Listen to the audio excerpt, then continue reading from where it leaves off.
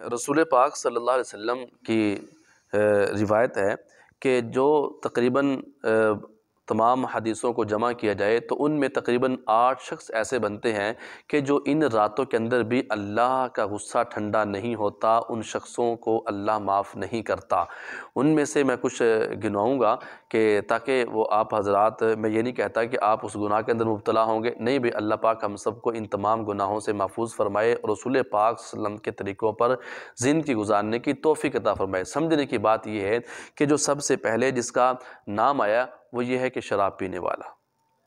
سب سے پہلے شراب پینے والا، کہ بھئی شراب پینے والے کو، شراب کے عادی کو، جو عادی ہے مسلسل، اس نے ابھی بھی توبہ نہیں کی اور اس رات کو بھی اس کو فکر نہ ہوئی کہ اتنی قیمتی رات آ گئی ہے کہ جہاں پہ اللہ سارے انسانوں کو معاف کر رہے ہیں، یار میری بھی معافی ہو جائے، اس نے اپنی طلب ہی نہیں دکھائی۔ تو جب طلب ہی نہیں دکھائی تو اللہ پاک اس کو کیسے معاف کریں گے؟ وہ اس گناہ کو چھوڑ دے اور ندامت کے آنسو بہا دے اور اپنے اس گناہ کو چھوڑ دے تو اللہ پاک سے معافی مانگے، اللہ اسے معاف فرما دیں گے۔ پھر دوسرا جو سب سے بڑا گناہ وہ شرک ہے۔ ان الشرک لظلم عظیم، قرآن پاک نے بیان فرمایا کہ سب سے بڑا ظالم وہ ہے، ظلم کرنے والا وہ ہے جو اللہ کے ساتھ کسی دوسرے کو شریک ٹھہراتا ہے۔ اس لیے دیکھیے ہم شرک سے اپنے آپ کو بچا کے رکھیں، ہر حال میں بچا کے رکھیں، نمازی ہو، حاجی ہو، زکوٰۃ، خیرات، صدقہ خیرات سب کچھ کرنے والا ہو لیکن ہے وہ مشرک، اس کے کوئی بھی عبادات، کوئی بھی عمل قابل قبول نہیں ہوگا۔ کیوں؟ اس کے اندر وہ شرک جو ہے، یہ ناپاک جو ہے، یہ داخل ہوا، اس نے سارے اعمال کو باطل کر دیا۔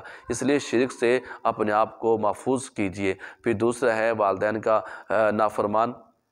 کہ بھئی ہم اپنے والدین کی خدمت کریں اور ان کے ساتھ اچھے سلوک سے پیش آئیں۔ دیکھیے یہ تو دنیا کا دستور ہے کہ جس نے والدین کو ستایا اس کو دنیا کے اندر ہی اللہ پاک نے سزا ضرور دی ہے، اور بہت سارے ایسے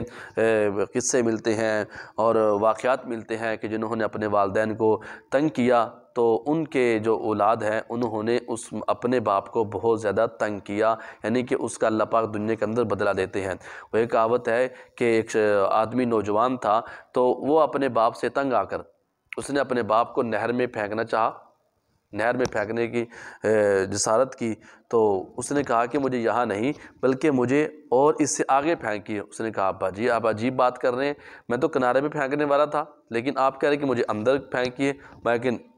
نہیں۔ تو اس بیٹے نے سوال کیا کہ ابا جی آپ یہ کیوں کہہ رہے ہیں؟ انہوں نے کہا کہ میں نے اپنے ابا کو یہاں پھینکا تھا، تو اس لیے میں فرمان ہے کہ جو جیسا کرتا ہے ویسا برتا ہے، تو میں نے یہاں پھینکا تھا تو آپ مجھے وہاں آگے پھینکیے۔ تو اس بیٹے کو بات سمجھ آ گئی کہ میرے ابا نے اپنے ابا کو یہاں پھینکا تھا اور میں ان کو وہاں پھینکوں گا تو میری اولاد مجھے اور آگے پھینکے گی۔ تو اس لیے والدین کا احترام، ان کی عزت کیجیے۔ وَوَصَّيْنَا الْإِنسَانَ بِوَالِدَيْهِ احسانا، اپنے والدین کے ساتھ اس نے سلوک کیا، اللہ پاک نے وصیت فرمائی ہے۔ کیوں کہ وہ بہت ہی محبت کرنے والے اور سب کچھ اپنی اولاد پہ قربان کرنے والے ہوتے ہیں۔ پھر دوسرا ہے حسد کرنے والا، یعنی ایویں سڑی جانا ہے، بلا وجہ کسی کی گاڑی دیکھ لی، وہ انہیں تے حرام کی تو پیسے جمع کیتے نے جناب وہاں سے یہ گاڑی کٹی، کسی کا مکان دیکھ لیا، کسی کا اچھا لباس دیکھ لیا، شہرت دیکھ لی ہے، ایویں سڑی جانا، کسی کے ہاں بچہ پیدا ہوا اور اس کے پاس تو پہلے بیٹے بہت تھے، ایک اور بیٹا آ گیا، یعنی بلا وجہ ہی حسد کری جانا۔ کسی کی اچھی چیز دیکھو سبحان اللہ الحمدللہ ماشاءاللہ کہیے، اللہ پاک آپ کو بھی وہ چیزیں عطا فرمائے گا۔ حسد کرنے سے بندے کے پاس کوئی چیز وہ حاصل نہیں ہو جاتی، اور جس کے پاس ہے اس کے پاس چلی نہیں جاتی۔ ایویں اپنے آپ کو ساڑنا اور اپنے آپ کے خون کو گرم کرنا اور ایویں سڑی جانا ہے تو یہ صحت کے لحاظ سے بھی بہت مضر ہے، اس کا خیال کیجئے اور دوسروں سے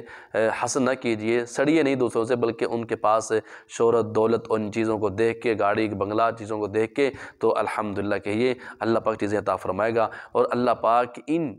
بڑے بڑے گناہوں سے پوری امت مسلمہ کی حفاظت فرمائے۔ اور اگر کوئی ساتھی ان گناہوں کے اندر ملوث ہے تو برائے کرم بدستہ آپ کے سامنے دست بدستہ عرض کروں گا کہ توبہ طائب ہوں اور توبہ کریں۔ ان راتوں کے اندر ہماری بھی بخشش ہو جائے جہاں پہ رسول پاک صلی اللہ علیہ وسلم نے فرمایا کہ میری امت کے اللہ پاک اتنے لوگوں کو معاف فرماتے ہیں اس رات میں